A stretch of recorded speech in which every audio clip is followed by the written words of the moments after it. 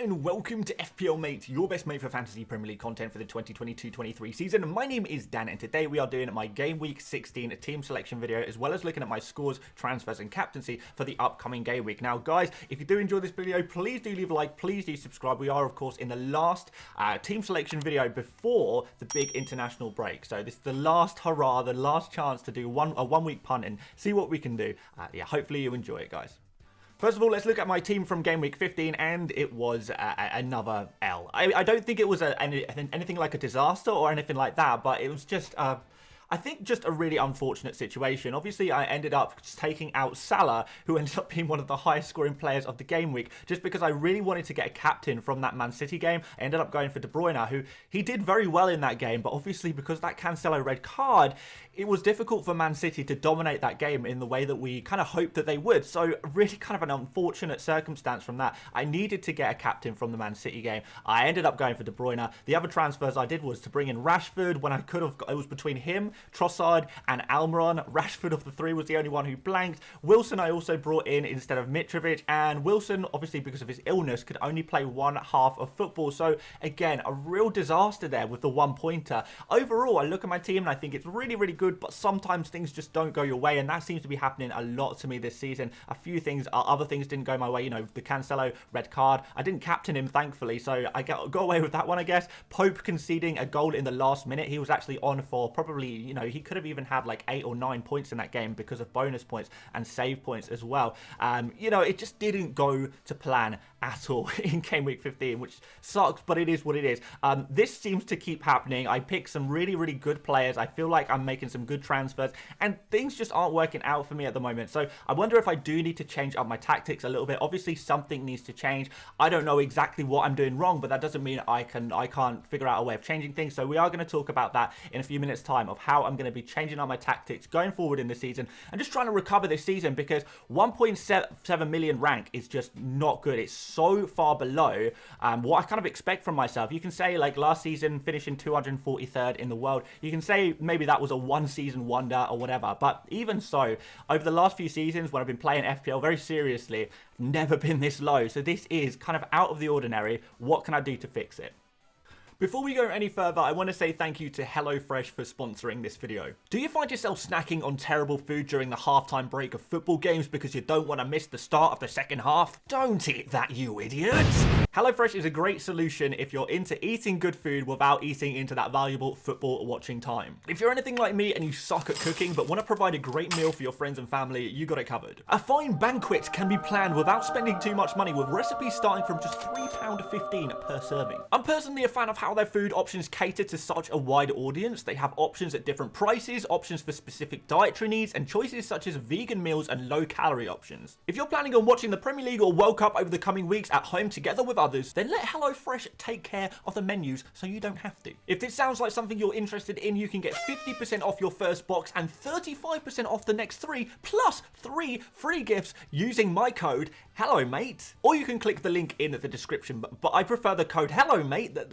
That's pretty fun to type in. I would do that one. Doing so, of course, massively helps out the channel, so I really appreciate you guys for supporting me and supporting HelloFresh. Now on with the video.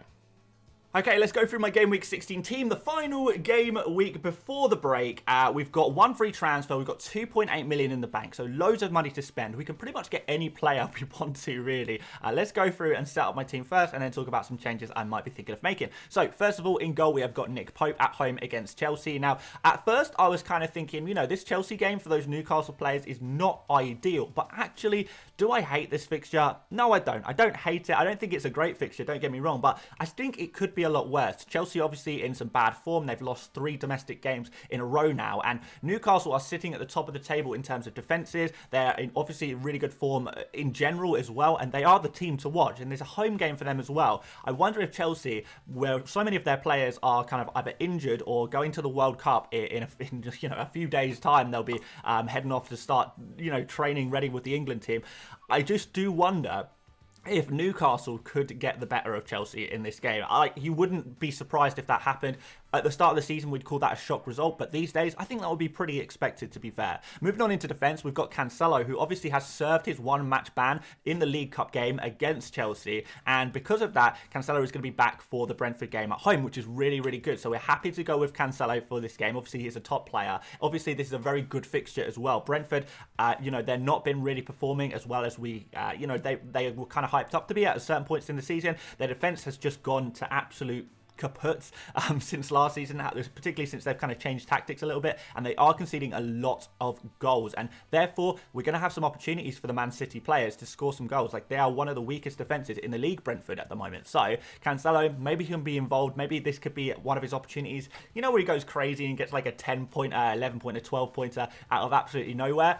This could be the game week he does it. I'm really hoping so anyway. We thought it might be last game week. The red card told us otherwise, and the penalty conceded as well. Man City's still a top defence. I think they can do it. Next up, we've got Trippier. Again, similar situation. I have a lot of faith in Newcastle right now, and I'm sure a lot of you guys do as well. I'm sure most of you guys at this point are tripled up on Newcastle, and even though it's a difficult game, I think that's still fine. I think it's fine. Trippier has obviously been in insane form, rested in the midweek as well, which is really good for him. I think a clean sheet is genuinely possible in this game, and you wouldn't be too surprised with Trippier attacking returns as well, with the creativity he provides in the team, whether that be from open play or those set pieces. And finally, in defence, we're going to go for Anderson. Nottingham Forest away. This is a good fixture, I feel, because Nottingham Forest, one of the weaker teams, and Crystal Palace's defensive numbers have actually looked reasonably good recently. I've actually been mildly impressed, and it's a good fixture. Crystal Palace, we're going to want to make that final statement before the break. I think they can do something in this game,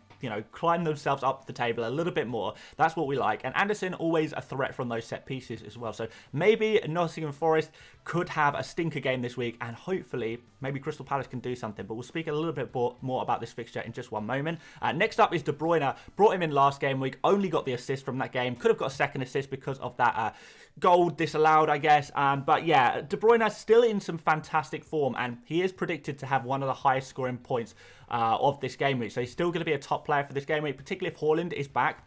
If those two are combining, and we expect that they will, this could be a really nice score for De Bruyne. So I'm really hoping that he can make it worthwhile. Me removing Salah for him last game week turned out to be really disappointing in the end, but I think I made the right decision there. Can he repay it in this game week? I think between De Bruyne and Salah, I think they're probably about even in terms of what you can expect from them in this game week. But De Bruyne, I'm team De Bruyne today. Even though I do really rate Salah, I am team De Bruyne for game week 16. So fingers crossed he can do the business with his creativity, playing hopefully as advanced as possible and linking up with Holland in a really nice way to get the maximum returns. Not just goals, but he scores a lot of really good goals, but also creating for his teammates. And I think it will be a strong team in this game for Man City as well, because they really do need to start putting the pressure on Arsenal, don't they?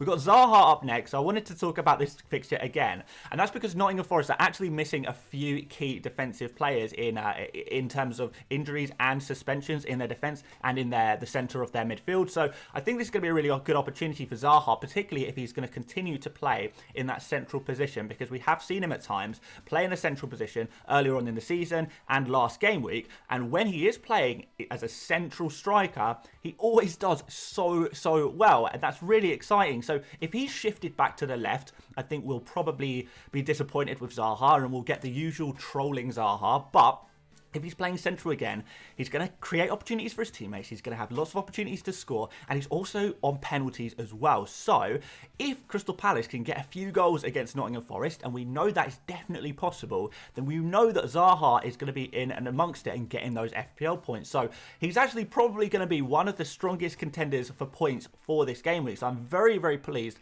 to have him in my FPL team. I'm very glad I kept him last game week in the end. And yeah, let's see what he can do, because I think he can do some damage in this game. Similarly, Rashford, another player I brought in last game. We kind of expected a little bit more against Aston Villa, but Aston Villa really did turn up, didn't they? But we have got this game against Fulham, and I know I said this last game week, Fulham are a very weak defence. They are consistently sitting at the bottom of the table in terms of, expected goals conceded. They're expected to concede the most goals, They're conceding so many shots.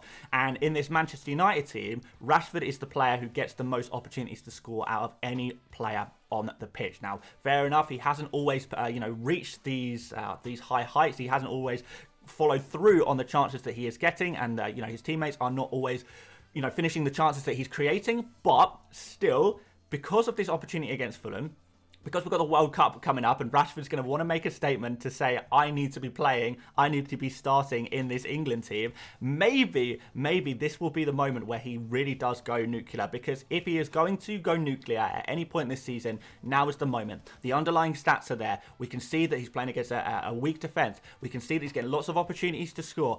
Can he score them? I think he can. And this is going to be the game where he proves it or doesn't prove it. Either way, we're going to find out. This is the test for Rashford. Is he worth having in our FPL teams? A lot of you guys will probably say yes.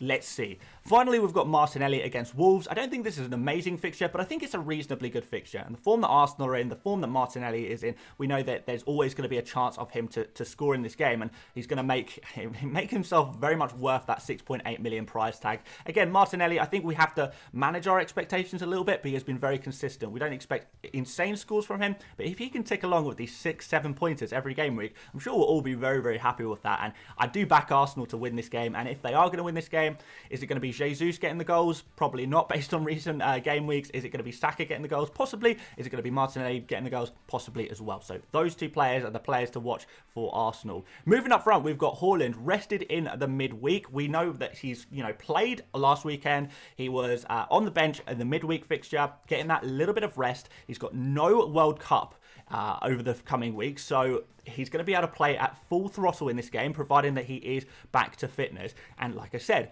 Man City are going to put up a very strong team. They rested their key players midweek, and now they're going to go hard. They've got to win this game. They've got to get the goal difference up as well, and they've got to push and challenge Arsenal. They really do. And Holland is going to be such an important factor in that. And if Holland can finally get his start, and I think this is the time where he is going to get his start, he's going to be back to what he was doing before. And I think many of us have forgotten how dangerous he was before, what he could do before. He was scoring hat-tricks, not every week, but, like it was nothing. And he's probably going to do exactly the same all over again against Brentford. Like I say, really weak defence. De Bruyne also a player who he can link up with very, very nicely in that game. And I think he could do some absolute madness. Foden should be playing in this game as well. It's all looking very good for Holland. Next up, we've got Callum Wilson, who I know a lot of you guys are probably going to be a little bit skeptical about. Now, Wilson obviously was ill last game week. Is he still going to be ill now? I don't know, because his fixture is on Saturday evening. And I'm thinking, Wilson, he first kind of announced that he was, feeling unwell almost 2 weeks ago now. So it was a little while ago. It was like over a week ago. So surely by now he is going to be feeling better. Like, how long does an illness, unless he's got something serious, but we would hope that he hasn't got any serious illness, because he's been picked in the England squad. He's been, around the team. He has been on the bench. He's played 45 minutes of football last game week. Obviously, he couldn't play the whole game, but surely by now, 1 week later, after playing 45 minutes, he's going to be back to being able to play a full game. So, look, it's definitely one to keep an eye on. But Wilson in this game against Chelsea have been conceding goals recently. And if you're going to back someone to score, I know you guys will probably say Almiron, but Wilson I do back just as much as I do Almiron to get something from this game. So, look, it's not the worst game in the world. It's a home game. We've got great form. We've got a great player in Wilson. He's on penalties as well. There's a lot of reason to keep Wilson in our team. So I know a lot of you guys will be considering selling him. And so am I, to be honest. But I do think he is worth a shout, and he's one to keep an eye on. If we find out that he's a doubt for this game, then fair enough. Maybe we can think about removing him. But I think we should make a little bit of an effort to try and keep him if possible. And finally, we've got Solanke, whose numbers are down massively. He's not taking nearly as many shots. He's not playing as near to the goal as he was before. Kiefer Moore has kind of taken that role. But looking at the midweek League Cup game, how Bournemouth played against Everton with a much weaker team, you have to say, maybe, just maybe, Bournemouth could actually go and score a decent amount of goals against Everton. Bournemouth have been scoring goals recently. There's no doubt about that. They've been playing actually very well. And Solanke is obviously, over the last kind of year or so, has been their absolute go-to guy who has been hogging the headlines, really, hogging the goals, getting everything on penalties as well. There's lots to like about Solanke, despite the fact that his numbers are down. But because his numbers are down, because he's playing in a slightly different role, I do wonder if we could manage our expectations again a little bit with Solanke. I think he's a good pick. Would I be buying him for this game week, though? Not necessarily, just because of those numbers that he is putting up at the moment. But at the same time, we saw what Bournemouth did against Everton in the League Cup. Let's see what they can do again with a stronger team and Solanke involved in that game. I think it could it could be good. Like, we could get a few goals from Bournemouth. And if we do, Solanke, we're going to hope, is going to be involved in one or two of them. We hope. Moving on to the bench, guys, we've got Iverson, not going to play. Andreas against Manchester United, I think he is one for the bench. And we've got Webster there against Aston Villa, which I did think was a good pick previously. But, you know, the new Aston Villa, Unai Emery's good evening Aston Villa, could maybe actually do a little bit of damage to Brighton. So I'm going to go for Anderson ahead of Webster here. And I've got Mings there as well, who I'm not really too confident about at all, really. So he's going to stay at third on the bench. And that's the team as things stand. I need to make some changes. Now, this team is good.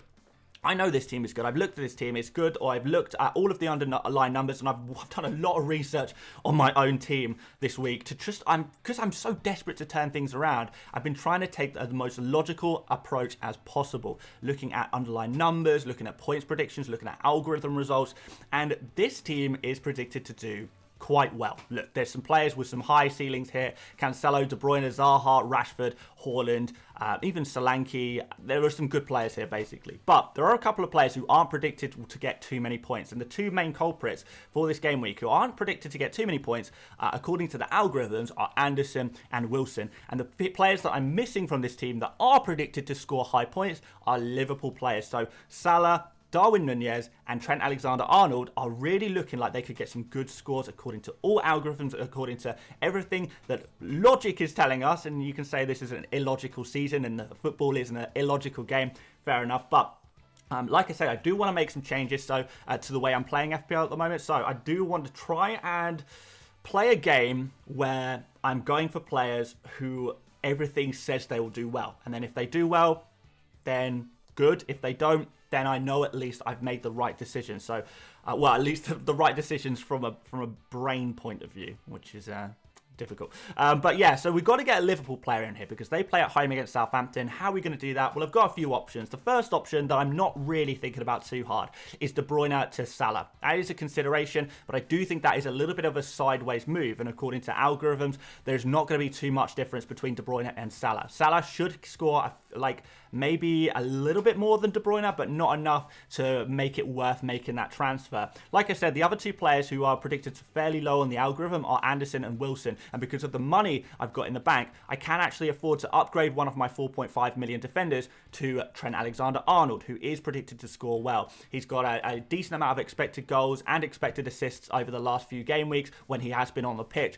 Although he hasn't scored or assisted in a little while now, you do wonder, could we get another Bournemouth game where he did get that insanely high score? And if he does, we're going to want to have him in our team. So that is one option. The other option is to upgrade Wilson to Darwin Nunez. So, yeah, if Wilson is not available for this game, then Wilson to Darwin Nunez is the most obvious transfer that I will be making. I have the money to do it. It's a really easy decision for me to make. If Wilson looks like there's a chance of him not playing, I'm not even going to take the risk. I'm just going to pull the trigger, Wilson to Darwin Nunez. That's what we'll be doing.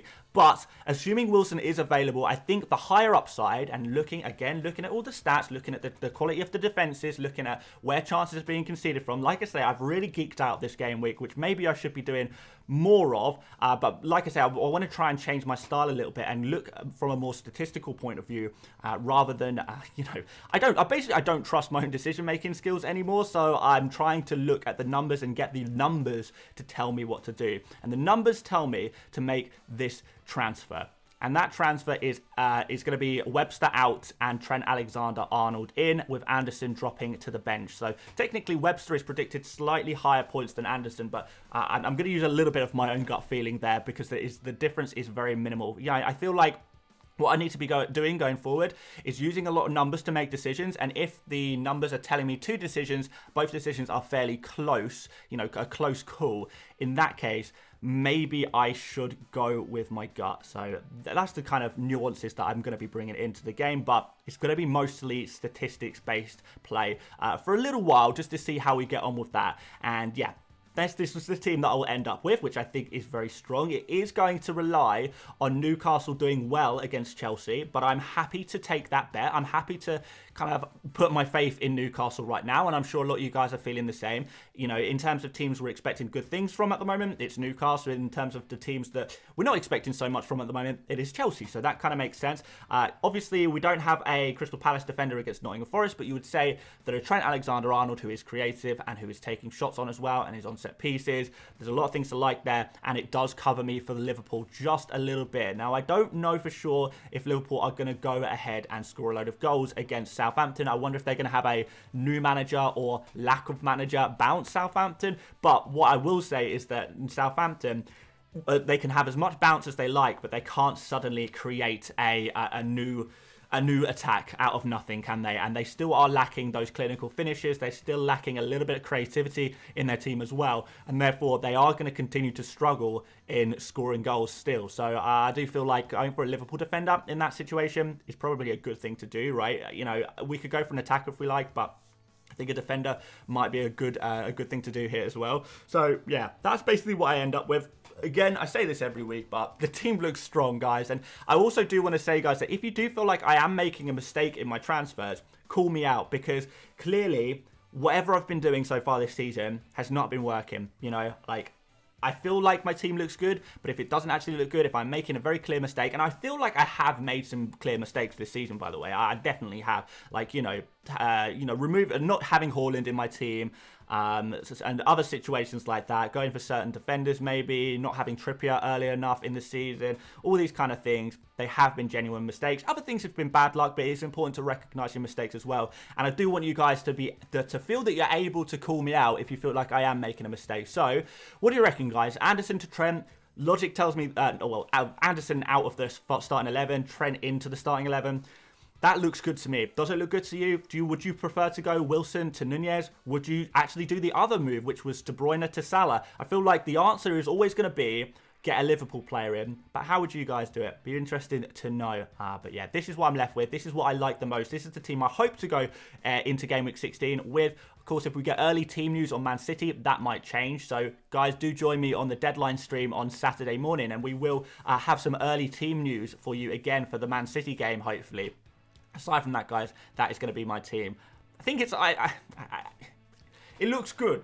The numbers look good. The algorithm likes it. The AI likes it.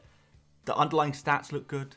There's no hard fixtures, really, in my whole team, other than arguably that Newcastle game. I don't know. I like it. I like it. But that's the most important thing, right, guys? Like your team. Right, there we go, guys. Thank you for watching, guys. Please do leave a like if you did enjoy this video. Don't forget to check out HelloFresh as well for very kindly sponsoring this video. And, yeah, subscribe if you're new around here. We're going to have World Cup content very, very soon indeed. So do stay tuned for that. I'm already working on a couple of videos that I think you guys are going to like.